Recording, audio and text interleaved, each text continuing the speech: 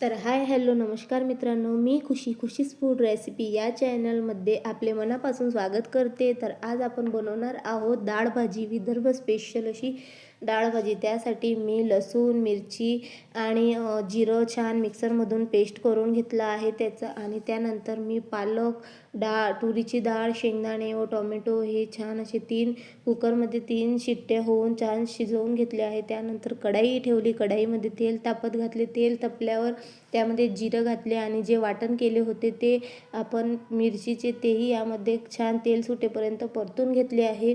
त्यानंतर मी यामध्ये हळद आणि लाल मिरची पावडर घातली आहे, तीही छान अशी परतून घेतली आहे.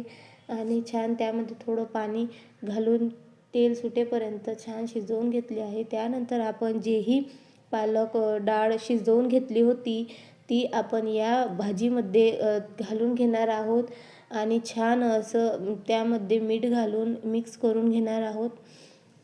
आणि बघू शकता तुम्ही त्याला एक उकळी येईपर्यंत छान असं त्या भाजीला शिजवून घ्यायची. आणि आपली विदर्भ स्पेशल भंडाऱ्यामधली झणझणीत अशी डाळ भाजी तयार आहे. त्यानंतर आपण यामध्ये हिरवीगार अशी कोथिंबीर घालणार आहोत.